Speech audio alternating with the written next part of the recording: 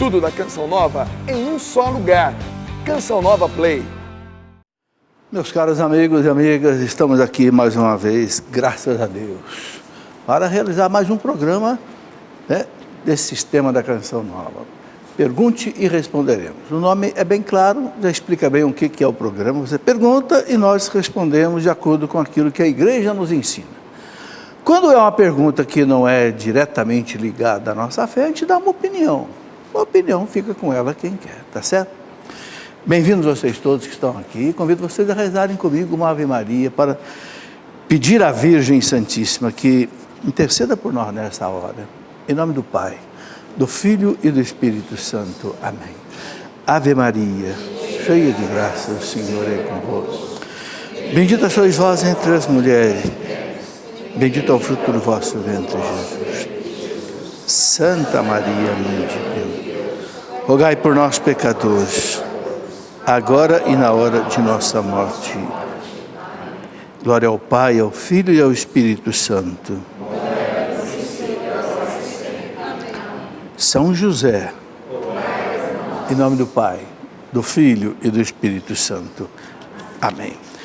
Muito bem, estamos com o nosso auditório aqui hoje lotado. Temos amigos do Rio de Janeiro. Quem são? Bem-vindos, uma alegria recebê-los. Assis, São Paulo, ok, beleza. Jundiaí, São Paulo, ok. Cruzeiro, São Paulo, também, bem pertinho aqui de nós. Temos aqui ainda cidade de Abaeté, no Paraná, é isso? Abaiti. Ibaiti, muito obrigado, Paraná, né? Londrina, no Paraná, ok. São João del Rei, Minas Gerais, a terra de Tancredo Neves, não é isso? Bragança Paulista, São Paulo, Igaraçu do Tietê, São Paulo, tá certo? É isso mesmo, Igaraçu? Fortaleza, no Ceará. Beleza, sejam bem-vindos. E temos aqui amigos de Portugal. Qual é a cidade? Lisboa? Coimbra. Beleza, bem-vindos. Conhece a Canção Nova lá? Já estivemos juntos lá num aprofundamento lá sobre a história da igreja, foi isso? Foi aprofundamento sobre a história da igreja? Sim, nós tivemos, me lembro muito bem, lá na região de Fátima. Muito bem, vamos aqui às perguntas que já estão aqui na minha mesa. Aliás, eu tenho antes só um recadinho para dar. Olha, apenas hoje, nas compras acima de R$ 99,00, para o Sul e Sudeste, e acima de R$ 129,00 para as demais regiões, né? Norte, Nordeste, Sudeste, o acesso ao portaaporta.com, ou melhor, o acesso ao site portaaporta.cançãonova.com, ou pelo telefone 12 31 86, né? Nós temos frete grátis. Então, veja bem, vou repetir. Acima de R$ 99,00 para o Sul e Sudeste, acima de R$ 129,00 para as demais regiões. Você pode pelo portaaporta.cançãonova.com ou então pelo telefone 12 31 86 2600. Você pode fazer a sua compra sem precisar pagar o frete, ok? Correio, etc, etc. Muito bem, vamos aqui às perguntas que já estão aqui comigo. Uma pessoa que pede para não ser identificada, tudo bem. Acredito que Deus me deu um dom incomum. Tenho ciências das coisas antes que elas aconteçam. Por vezes tenho revelações claras das situações que, na maioria das vezes, se concretizam. O que a igreja diz a respeito? Bom, isso é uma coisa que pode acontecer. Padre Pio, por exemplo, ele antecipava as coisas que iam acontecer com as pessoas. Dizem até que ele falou para o Papa João Paulo II, quando o Papa João Paulo II era ainda padre, não é? Que ele chegaria a ser Papa. Bom, há pessoas que têm sim esse dom de Deus. Agora, tome cuidado, não revele isso de qualquer jeito. Eu acho que você precisa ter um diretor espiritual, porque isso aqui é um dom especial, que precisa ser orientado, dirigido, entende? Converse com um bom sacerdote que possa te orientar o que fazer, o que não fazer. Ele vai te orientar se você deve escrever essas coisas ou não, se deve contar, por exemplo, ao seu bispo ou não, quando for uma coisa ligada, por exemplo, à igreja. Enfim, prudência, tá certo? E discernimento, certo? Não é fácil a gente dar uma resposta assim, muito objetiva, tem que ver cada caso o que acontece, né? Sandra Dias, sobre a oração em línguas, como saber se de fato estou orando ou apenas repetindo os sons que escuto ao meu lado? Olha, gente, a oração em línguas, ele é um dom, realmente há essa dificuldade. Muitas pessoas podem, às vezes, estar orando em língua meio por imitação. O dom de línguas, ele é um dom. São Paulo fala, todos oram em línguas? Não. Todos têm dom de profecia? Não. Então, é o seguinte, eu penso que o dom de línguas ele é autêntico, ele brota espontaneamente, entendeu? Tanto assim que a Conferência dos Bispos do Brasil, já faz mais de 10 anos, naquele documento no 53, ele disse assim, não se deve estimular o dom de línguas, exatamente para que não aconteça um dom de línguas que não seja real, entende? Então eu acho que o dom existe, está bem claro na Carta de São Paulo aos Coríntios, capítulo 12, capítulo 13, capítulo 14, não tem dúvida. Jesus fala, né, falarão outras línguas, né? Mas, de novo, é preciso discernimento, né? Preciso discernimento. Não identificar, outra pessoa que pede, por qual razão os sacrários não ocupam mais o centro das igrejas? Veja, realmente, antigamente, os sacrários ficavam mais na nave central. Hoje, os sacrários ficam mais retirados. E é uma autorização da igreja, não é algo ilegal, não. No próprio Vaticano, quem já esteve lá na Basílica de São Pedro, o altar não é ali onde o Papa celebra, ou atrás, não, é uma capela do lado, na própria Basílica de São Pedro. E eu acho que isso é bom, por quê? Porque é um lugar mais retirado, mais silencioso, né? Em que as pessoas podem ficar em oração. A Basílica de São Pedro, por exemplo, como ela chama muito a atenção, é gente para todo lado, andando, conversando. Como é que a pessoa vai fazer uma adoração ali desse jeito? E outras igrejas também no Brasil são assim, às vezes não tem aquele ambiente de recolhimento adequado. Então é preferível sim que o sacrário fique, né, ao lado. E não tem nada de errado, está autorizado pela igreja sim. Outra pessoa que pede para não ser identificada. Sou casada há 15 anos, temos um filho de 12 anos, já faz algum tempo que não sinto nenhuma vontade de manter relações com o meu marido. Nesta situação, estou em discordância com a igreja, eu posso me negar a ele? Olha, isso aqui é um problema delicado. Eu escrevi um livro inteiro sobre isso, você está por aqui. Não, está aqui sim, estou vendo aqui, vou até pegar. Um livro que eu chamei de A Vida Sexual no Casamento. Esse livro eu escrevi com muito cuidado, inclusive eu pedi ao nosso bispo, Dom Benedito Beni, que ele desse o imprimatur quer dizer, a autorização para publicar o livro, que é um livro assim de doutrina, sério, né, uma questão séria. E Dom Beni autorizou. Bom, então eu publiquei esse livro, né? Aqui trago orientações assim gerais, a vida sexual no casamento, e que é algo muito importante para o casal. É tão importante que o Papa João Paulo II, durante 3 anos, ele fez catequese que ele chamou de teologia do corpo. E falou muito dessa questão sexual. Ele escreveu um livro também, Amor e Responsabilidade, quando ele era ainda cardeal, né? O que diz a igreja? O que diz o Código de Direito Canônico da igreja? O Código de Direito Canônico da igreja diz assim, que um casal não deve se negar ao outro na vida íntima se não houver um motivo justo.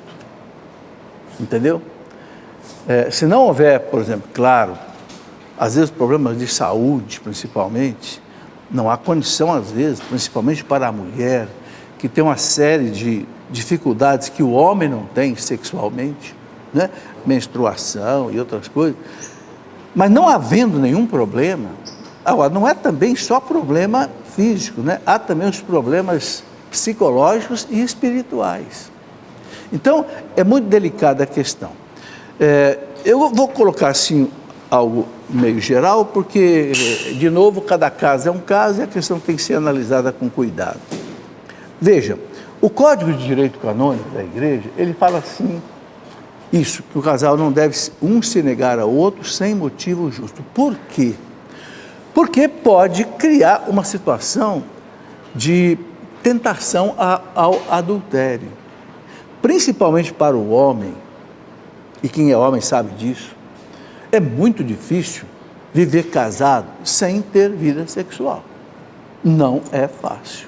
Vamos ser realistas, vamos ser pé no chão. Vocês homens que estão aqui, podem confirmar o que eu estou dizendo. E quando o Código de Direito Canônico fala do casamento, ele fala que ambos têm que ter a consciência de que a vida sexual faz parte do casamento. Então, é algo que o casal tem que assumir. Entende? Então, eu digo a você que colocou essa questão, que procure resolver o que está impedindo, obstruindo vocês terem relação sexual. Se é um problema psicológico, se é um problema de falta de relacionamento, né? Se é um problema de doença física, não sei. Eu acho que tem que procurar um profissional adequado, ou padre, não sei, ou um psicólogo, ou até um psiquiatra, ou um casal amigo que possa orientar. Agora, eu só penso, não pode, como nós costumamos dizer aqui, sentar em cima do problema e deixar sem resolver. Não pode, porque isso aqui agrava o relacionamento do casal. Bom, eu quero lembrar que atividade sexual no casamento, por isso que eu escrevi um livro inteiro sobre isso, é algo extremamente complexo para o casal, porque o ato sexual, ele é a manifestação de amor do casal, e mais íntima, mais intensa. Agora, se no casal não existe amor, como é que você vai manifestar o amor? É complicado. Então, tem muitos casais que não conseguem ter uma vida sexual porque falta um relacionamento, falta carinho, falta delicadeza, falta atenção, falta um cuidar melhor do outro. Entende? Então, tudo isso é que é preciso analisar. Né? Não dá tempo agora de eu discorrer sobre tudo isso, mas por isso que eu indico esse livro, Vida Sexual no Casamento. Exatamente para isso, né? As pessoas me perguntavam muito por e-mail, pergunto ainda, né? O que um casal cristão pode, deve ou não pode realizar no seu ato sexual? Então aí, o que eu escrevi aqui, o nosso bispo autorizou publicar, e eu também consultei uns 4 ou 5 padres especialistas em moral, inclusive o padre Wagner Ferreira, que fez doutorado, que é aqui da Cancional, fez doutorado em Roma, no Instituto Alfonsiano. E eles acharam que também o que estava colocado aqui estaria adequado. Então, é isso aí. Leonardo Magalhães. Minha mãe professa outra fé. Como ela não tem acesso ao sacramento da confissão, qual a situação que ela fica quanto aos pecados que ela comete? Serão sanados apenas no julgamento final? Veja, o Leonardo, o que diz a igreja? As pessoas que não são católicas podem se salvar? O nosso catecismo diz que pode. Se você pegar aí, por exemplo, o parágrafo 846 do catecismo, ele coloca essa frase aqui, né? E que é uma citação dos santos padres da igreja. Ele coloca assim: fora da igreja não há salvação. Para quem? Para quem está na igreja, para quem conhece a igreja, para quem foi evangelizado, para quem foi catequizado. Agora o catecismo fala aqui, depois eu não vou ler tudo, só por causa do tempo. Ele fala assim, que esta afirmação não visa aqueles que sem culpa, olha bem, desconhecem Cristo e a igreja. Se a pessoa não conhece Cristo, não conhece a igreja corretamente, profundamente, o catecismo fala, ela pode se salvar? Pode, desde que ela tenha vivido de acordo com os ditames da sua consciência. Agora, a gente julgar até que ponto a pessoa conheceu Cristo, conheceu a igreja ou não, isso só Deus pode julgar. Até que ponto a pessoa tem culpa ou não tem culpa nisso, é muito difícil. O que o catecismo diz é o seguinte, né? Aqueles, portanto, que sem culpa ignoram o Evangelho de Cristo e sua igreja, mas buscam a Deus com coração sincero, sob o influxo da graça, ok? Poderão se salvar, ok? Se viverem de acordo com o ditame da consciência. É muito difícil a gente julgar essa questão. Só Deus pode julgar. O que a igreja recomenda é o seguinte: nenhuma criança morra sem batismo, nenhuma pessoa morra sem o batismo, porque o batismo coloca a pessoa dentro da igreja e faz ela participar da redenção de Cristo. Esse é o caminho ordinário da salvação. Quem crer e for batizado será salvo. Então, o que nós temos que fazer é tentar fazer com que todas as pessoas tomem consciência disso, aceitem o batismo, vivam na igreja de acordo com aquilo que a igreja nos ensina. Muito bem. Não identificar também, porque na liturgia a festa de Nossa Senhora das Graças é opcional e não é celebrado como Nossa Senhora de Fátima ou Nossa Senhora de Lourdes. Olha, eu entendo essa pergunta. Por exemplo, eu li hoje na internet que o Papa introduziu no calendário litúrgico Nossa Senhora de Loreto, que é a Nossa Senhora dos aeronautas, né, ou dos aviadores. Não era também, não estava visto hoje. Acontece que são tantas festas de Nossa Senhora, graças a Deus, não é? Eu acho que tem mais de 300 títulos de Nossa Senhora, não cabe no calendário litúrgico, porque a igreja precisa celebrar outros santos também, né? Então a igreja seleciona aquelas festas de Nossa Senhora que ela acha mais importante. A festa de Nossa Senhora das Graças é importantíssima, claro, né? É a da medalha milagrosa, né? Lá da Rua de Lubac, de Paris, né? Santa Catarina Labouré. Agora, mesmo que a igreja não coloque como uma festa oficial obrigatória, a gente pode celebrar, claro, vai para a missa nesse dia, no dia 27 de novembro, né? Eu gosto sempre de fazer a novena antes, esse ano mesmo eu fiz. E na missa do dia 27, para mim, foi como se fosse uma celebração de Nossa Senhora das Graças. A gente pode viver pessoalmente a devoção, mesmo que a igreja não ponha como um ato litúrgico obrigatório. Mas não é excludente, o importante é isso. Elvira Antunes, é normal viver tempos ruins na fé. O que fazer para superá-los e não mais vivê-los? Gente, problema todo mundo tem, né? Meu amigo Léo aqui disse que até o Frankenstein, né? E também na fé a gente tem problemas. Agora, qual é o segredo para a nossa fé não balançar? O segredo é a igreja.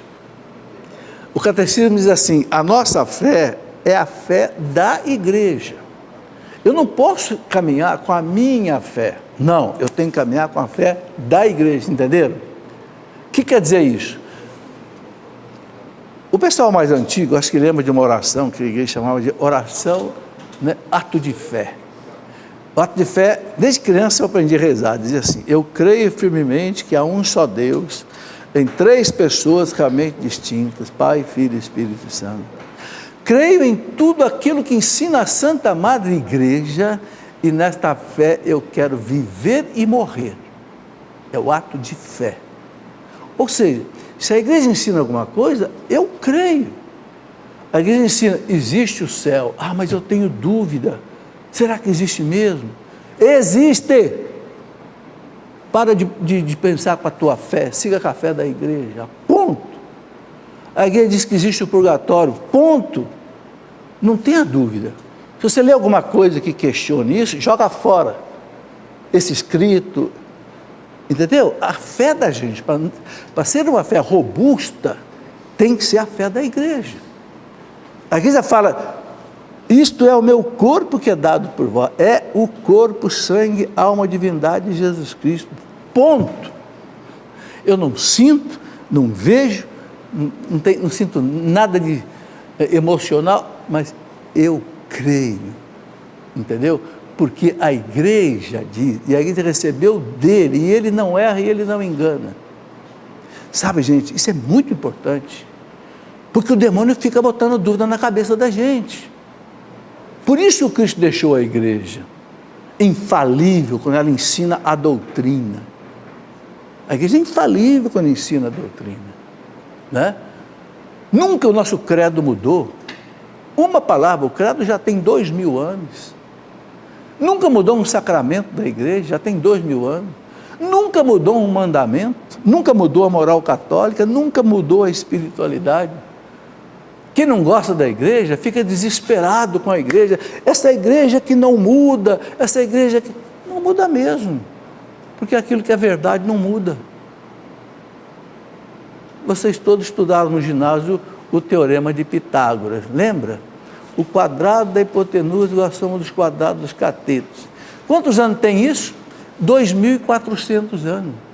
Quem descobriu isso foi Pitágoras, 400 anos antes de Cristo. E todo mundo ensina a mesma coisa hoje. Por quê? Porque é uma verdade matemática. Acabou. Então, o que é verdade é verdade. Em termos de doutrina, Cristo é muito sábio, Cristo é muito bom. Ele deixou a igreja exatamente para isso. Por que acontecem as heresias? Por que acontece um monte de igrejinhas por aí? Porque cada um quer caminhar na sua fé e não na fé da igreja. Se todo mundo caminhasse na única fé da igreja, só tinha uma igreja no mundo. Estão entendendo? Essa pergunta é muito importante, né? Aí eu viro, é normal viver tempos ruins de fé? É normal, Elvira, mas fixe na fé da igreja, né? A fé nossa não é a nossa, é da igreja. O que fazer para superá-los? Viver na fé da igreja. Agora, também para você viver na fé da igreja, é preciso que você alimente essa fé. Como é que você alimenta essa fé? Para você viver na fé da igreja, você tem que conhecer o que a igreja ensina. Então você tem que ler a Bíblia, você tem que estudar o catecismo, que é a explicação da Bíblia. O catecismo, gente, não é nada mais do que a explicação pastoral da Bíblia. Aqui tem 3.000 citações da Bíblia. 3.000 citações da Bíblia. Então, conhecendo a doutrina da igreja, porque o que é a fé? A fé não é um ato sentimental. A fé é uma adesão a Jesus Cristo. Jesus disse, então eu acredito. Ponto. Se ele diz assim, a quem vocês perdoarem os pecados estarão perdoados. Ponto. Eu vou lá no padre, me confesso e eu saio dali com a certeza que eu estou perdoado. Porque não é sentimental, é razão, entendeu? Isso é a fé da igreja, né? Muito bem. Mateus Marins, jogos eletrônicos que possuem restrições de idade, por conta de violência ou linguajar impróprio, são uma ameaça à fé? Pode ser sim. Um cristão comete pecado ao se divertir com eles? Depende, Mateus. Depende qual é o jogo. Se você está vendo um jogo, que você está vendo que é um jogo que prejudica você, né? Você não deve assistir. Tudo aquilo que é prejudicial, e a gente sabe que é prejudicial, e a gente permanece ali, é pecado. A moral católica diz assim, é pecado você se expor a perigo de pecado sem necessidade. Entendeu? Ou seja, você que é jovem, tem dificuldade com as tentações, eu vou assistir esse filme pornográfico aqui só um pouquinho, você já está pecando, porque você está se expondo ao perigo de pecar, sem necessidade, entendeu? Então, é tão grave a gente cair num pecado, assim, voluntariamente, que a igreja já coloca a questão bem antes, né? Por isso que Jesus fala, vigiai e orai, para não entrar em tentação, porque o espírito é forte, mas a carne é fraca. Então, esse vigiar e orar, toma cuidado. Você está assistindo um jogo eletrônico dele, está vendo que é uma coisa que faz mal para você, sei lá, ou coisa de monstros, ou coisa de muita morte, ou coisa até de perversão, para de assistir, acabou, é isso, né? Josiane Silveira, como é para o senhor, um cientista, ver pessoas utilizando-se da ciência para atacar a fé da igreja? Não tem lógica nenhuma. Ciência e fé são duas coisas perfeitamente harmoniosas. Aliás, amanhã, na nossa Escola da Fé, aqui às 9h da noite, eu vou conversar com um professor aqui da Faculdade de Filosofia da Canção Nova, que é doutor em filosofia, e nós vamos conversar sobre ciência e fé. Ele é filósofo e eu sou físico. Ciências humanas e ciências exatas. Nós vamos, professor Lino, né, se Deus quiser, amanhã, às 9h da manhã, ao vivo aqui. Por quê? Porque as duas coisas são, a ciência e a fé são duas irmãs. É um absurdo a pessoa querer usar a ciência para atacar a fé, porque a ciência foi Deus quem nos deu. Quem é que fez isso daqui ser H2O? Cada molécula de água aqui ser 2 moléculas de hidrogênio e uma de oxigênio. Foi Deus. Ok? Tudo, toda a criação, ela é revelada pela ciência. A ciência revela o rosto de Deus. Então não tem como usar a ciência. Quer dizer, quem usa a fé para atacar a religião, eu sei que existe muito isso, é porque não entendeu nada de religião. Eu sei, eu fui professor universitário 40 anos. Eu vi colega meu dizer, isso daqui que você usa aí, catecismo, Bíblia, isso é crendice. É que não fez nada de teologia. No máximo deve ter feito aquela preparação para a primeira comunhão, ficou naquele terninho de primeira comunhão, depois ele cresce, o terninho não serve mais, né? A cultura religiosa dele também de infância, depois não responde mais as perguntas dele. Então fica querendo jogar a ciência contra a fé, não tem cabimento. Muito bem, vamos fazer o nosso intervalo, rapidamente nós já voltaremos. Espere aí, é bem rápido.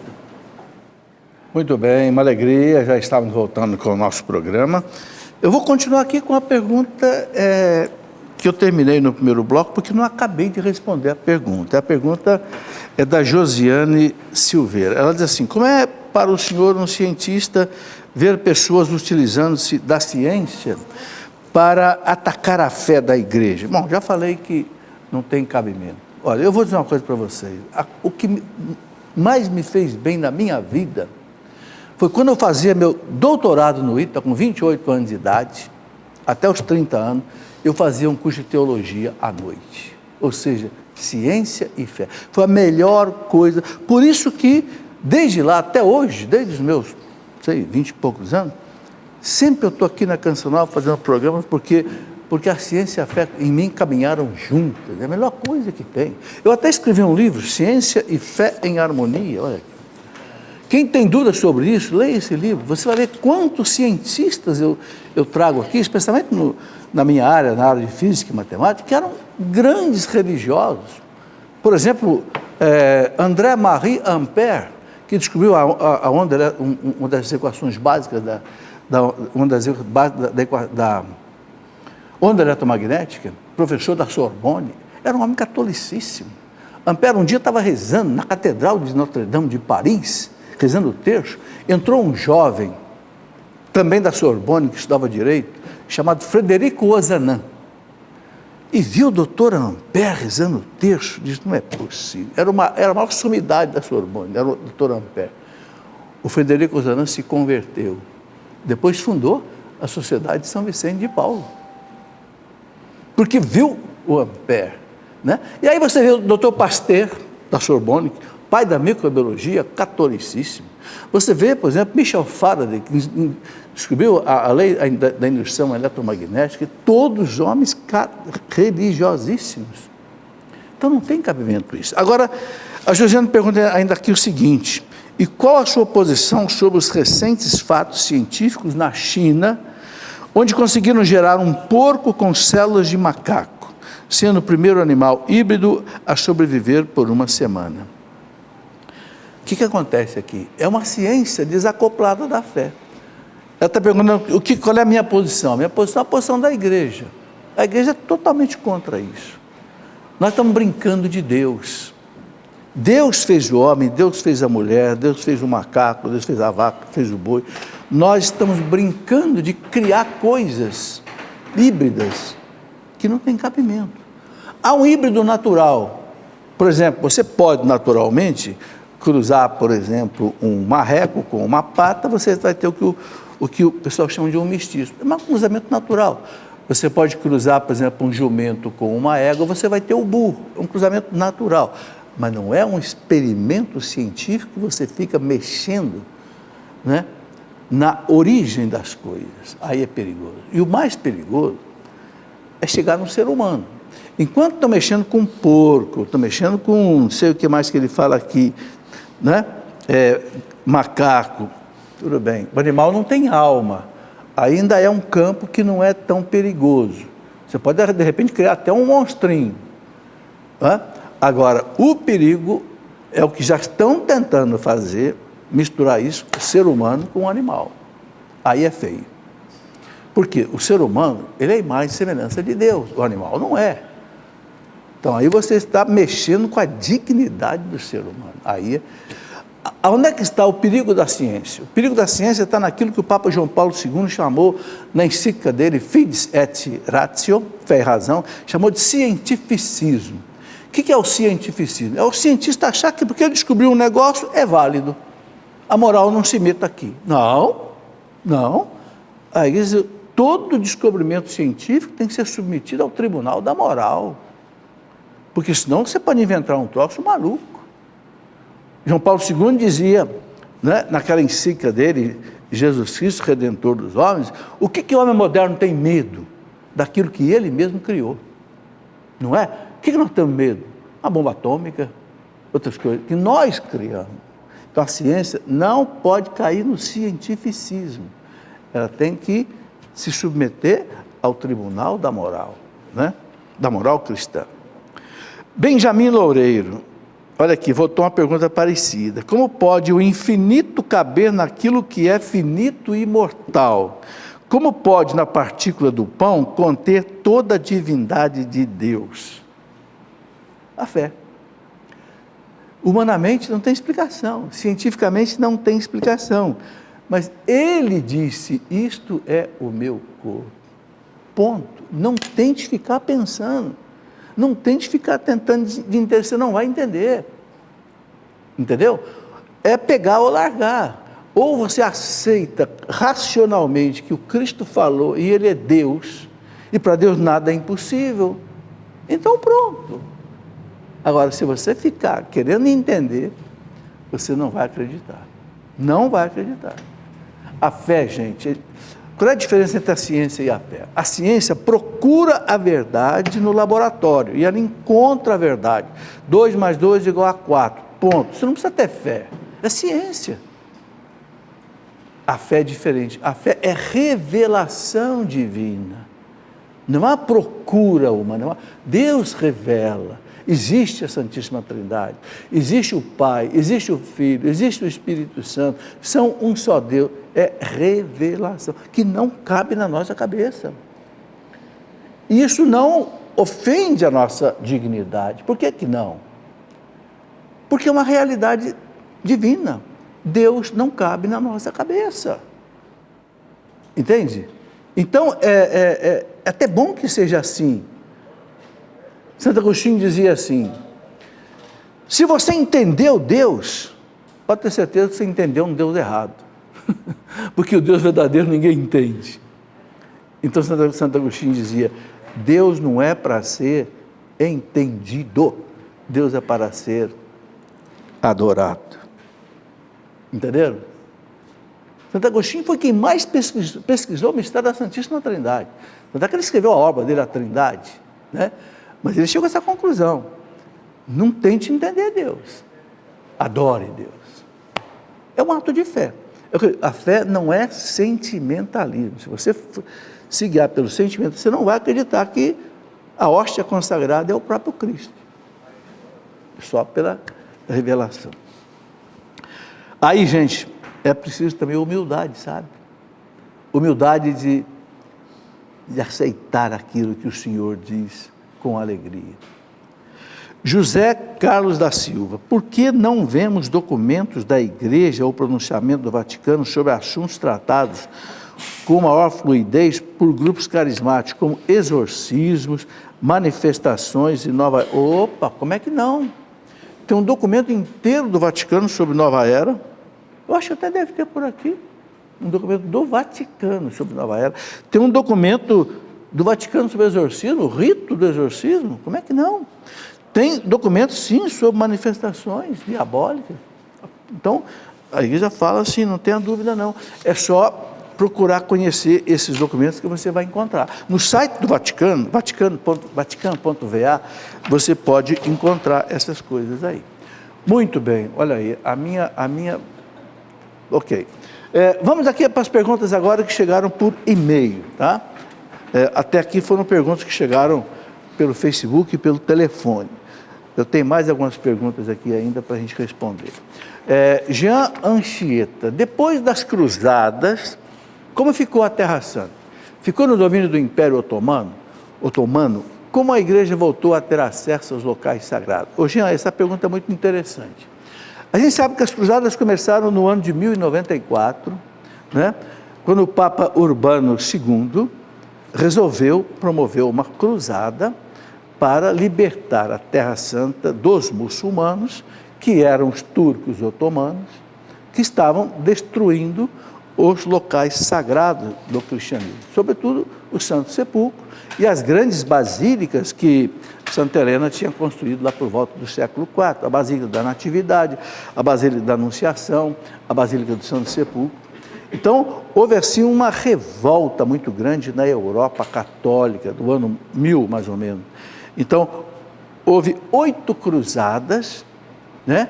E os cristãos da Europa dominaram a Terra Santa, venceram os muçulmanos em batalha, foi estabelecido ali um reinado ocidental, cujo rei se chamava Balduíno, né? E havia inclusive ali os templários, que eram soldados cristãos que participavam dessas cruzadas todas, chamavam templários porque eles receberam do rei Balduíno um local ao lado do templo de Jerusalém, para o quartel dele, que chamavam-se, né, Cavaleiros Templários. Mas isso de 1100 até mais ou menos 1250, os cristãos do Ocidente dominaram ali a Terra Santa, mas depois eles foram vencidos. Na 7ª cruzada e na 8ª cruzada, que foram feitas pelo rei São Luís IX da França, os cristãos do Ocidente foram derrotados pelos muçulmanos e otomanos e eles tomaram posse de novo. Ok? Bom, então a Palestina voltou ao poder dos muçulmanos. E até hoje, praticamente está no poder deles. Apenas a parte que é de Israel, né? Israel, depois de 1947, voltou para ali e ocupou.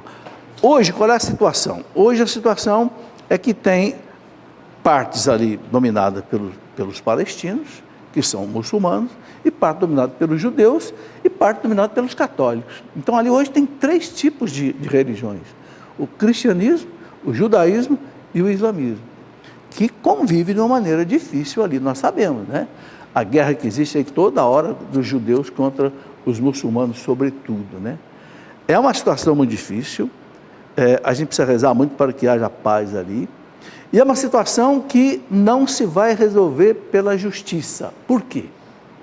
Eu vou explicar aqui uma coisa muito importante. Os judeus dizem assim: a Terra Santa é nossa, Deus nos deu, está na Escritura Sagrada. Olha, não é nem Escritura de cartório, é Escritura Sagrada, Deus entregou para Abraão, está aqui, é nosso, saiam daqui vocês, palestinos. E os palestinos dizem: está certo, é verdade sim, o pai Abraão, que para eles também é pai, o pai Abraão deu para vocês essa Terra Santa, mas tem uma coisa, vocês foram expulsos daqui, 70 anos antes de Cristo, o Império Romano entrou aqui, expulsou vocês, 70 anos depois de Cristo, o Império Romano destruiu tudo, destruiu o tempo, vocês foram embora, e nós entramos aqui, e já faz mais de 1000 anos que nós estamos aqui, então nós temos uso capião, é mais do que capião, é campeão, vocês estão entendendo? Os dois têm razão. Os judeus dizem: Deus deu para nós, deu, mas vocês foram embora, os palestinos invadiram, tem direito? Tem direito. Então quem é que tem que resolver isso? O amor. Vocês estão vendo que a justiça, o direito é importante, mas tem limite. Quando o limite do direito e da justiça não resolve mais, só tem um jeito: o amor. Eu cedo um pouco, você cede um pouco, para curar as feridas do relacionamento. Isso nós temos que entender até no casamento. Até no casamento. Às vezes marido e mulher brigam, os dois têm razão. Eu me lembro um dia, uma mulher brigou, porque ela fez o almoço, deu 1 hora, o marido não chegava, deu 2 horas, o marido não chegava, ela tinha esquentado a comida umas 2, 3 vezes, daqui a pouco o marido chegou 2h30 para almoçar. Uma briga, né? Domingo. O que aconteceu? Aconteceu que ele era mecânico, e o patrão dele quebrou o carro no domingo, e o patrão chamou para dar um socorro tal, e ele ficou lá até 2h30 tal, não podia deixar o patrão na mão, porque dependia da vida dele, e ele não tinha nem celular para avisar a mulher. A mulher tinha razão? Tinha, coitada, porque ela fez a comida, esquentou 3 vezes. Ele tinha razão? Tinha, porque ele estava defendendo, de certa forma, até o emprego dele. Estão entendendo? Os dois, e agora? Agora só tem um jeito, um abraço e o outro. Compreenda o outro, ceda para curar as feridas do relacionamento. Importante entender essa questão dos palestinos, para a gente entender essa questão. Só o amor realmente supera até a justiça e o direito. É muito importante isso. Vamos lá. Bom, a igreja voltou a ter acesso à Terra Santa através de quem? São Francisco de Assis. São Francisco, lá por volta do ano 1200, foi lá conversar com os muçulmanos, quase foi morto ali, né? Mas aquela santidade dele conseguiu dobrar o califa lá, né? E a igreja conseguiu que os franciscanos começassem a entrar na Terra Santa. E hoje, quando a gente vai nos lugares sagrados da Terra Santa, quem que a gente encontra? Franciscanos. Lá no alto do Monte Tabor, tem um mosteiro franciscano. No Santo Sepulcro, franciscano. Porque São Francisco de Assis, naquela simplicidade dele, conseguiu abrir as portas para a igreja no meio muçulmano. Está aí. Não identificar. Como é possível vermos tantos padres cometendo erros litúrgicos e doutrinários? O que fazer quando nos deparamos com esta situação? Infelizmente existe. Eu vejo assim, tem padre que estuda muito, lê tudo, lê os documentos da igreja e vive de acordo com o documento da igreja. Agora tem padre que não lê, tem padre que não estuda. Aí ele faz coisa errada por ignorância. Entende? Então, esse é um... Sabe, eu estou dizendo o que eu sinto, o que eu observo também. Eu vejo também. Está bem claro, está muitíssimo claro na documentação da igreja, no missal romano, naquele documento redentor de sacramento, que o padre não pode, por exemplo, deixar a âmbula no altar e deixar que a pessoa pegue a hóstia. Não pode. O padre tem que entregar. Por quê? Porque ele representa o Cristo, que na Santa Ceia foi o Cristo quem entregou, tomai e comei. Ele é Jesus Cristo ali na missa. Entende? Outra coisa, o padre não pode ficar sentado na hora de distribuir a Eucaristia e mandar os ministros. Não, ele tem que ser o primeiro a distribuir, porque ele é o Cristo que distribui. E você vê essas coisas acontecerem de errado. Então aí qual é a conclusão que eu chego? Ou o padre não estudou isso daí, ou então se ele estudou, ele é desobediente. Ela está perguntando por quê? Eu acho que é isso. Ou não estudou e faz por ignorância, ou se estudou e faz errado é porque é desobediente. E o pecado da desobediência é grave. Os manuais da igreja existem, não é para encher a prateleira, não. Os manuais da igreja existem para serem observados. Sabe, gente, eu recebi uma formação assim, desde a minha infância, muito séria. O branco é branco, o preto é preto, o rosa é rosa. Eu não posso ficar tergiversando aí, não. Sabe, Sêneca dizia, mais importante do que ensinar para as pessoas a linha reta, é ensinar o que é a retidão. Né? É isso. Bom, agora o que fazer? Quem cuida dos padres são os bispos. Se você vê um padre fazendo uma coisa errada, e você tem certeza que está errado, conte com o bispo. Ou então primeiro você vai ao padre. É a correção fraterna que Jesus diz. Primeiro vai ao teu irmão, conversa com ele. Leva 2, 3 testemunhas. Se ele não te ouvir, leve-o à igreja. Está lá no Evangelho de São Mateus, capítulo 18. Então, padre, o senhor está fazendo um negócio errado, o padre não pode fazer isso. Ah, posso? Tá bom, padre. Então, eu vou conversar com o bispo. Porque nós, gente, olha, a documentação da igreja é assim, nós leigos temos o direito de assistir uma missa direita.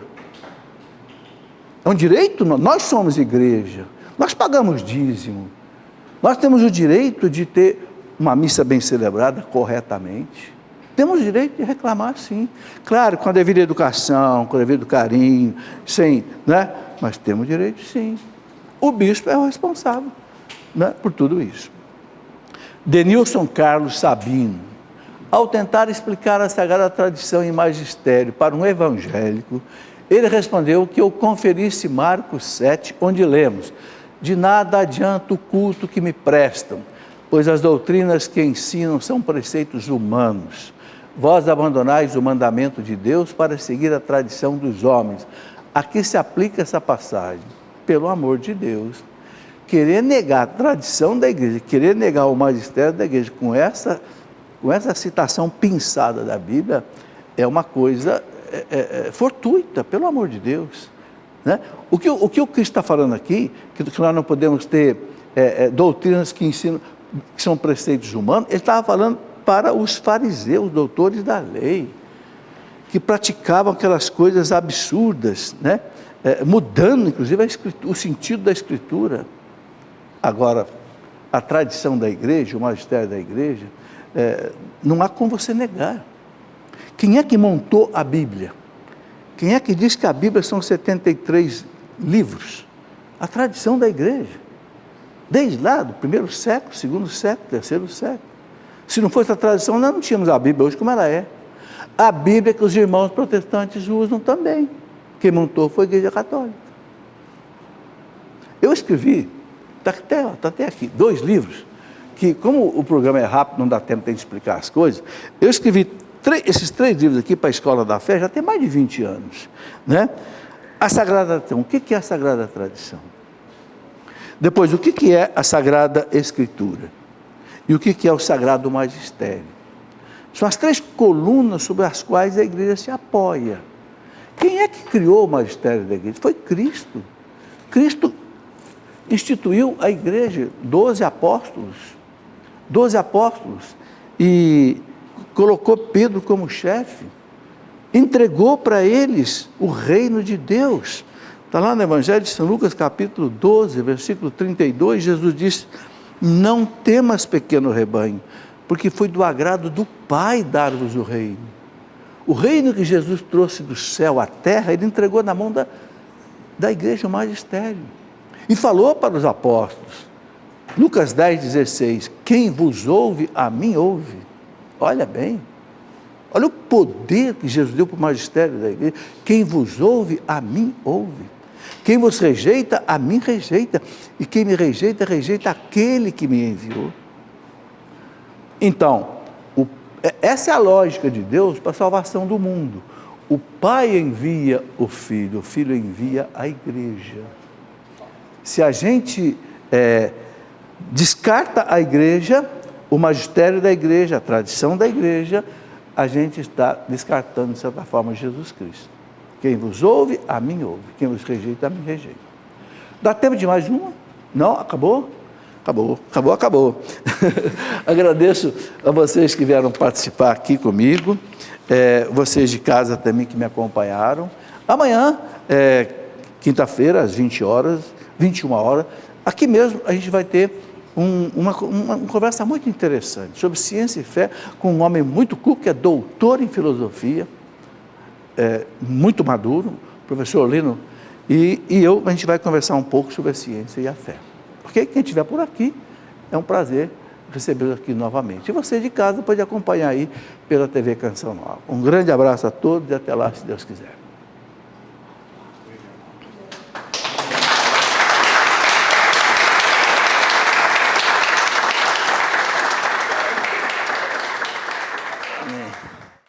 Tudo da Canção Nova em um só lugar. Canção Nova Play.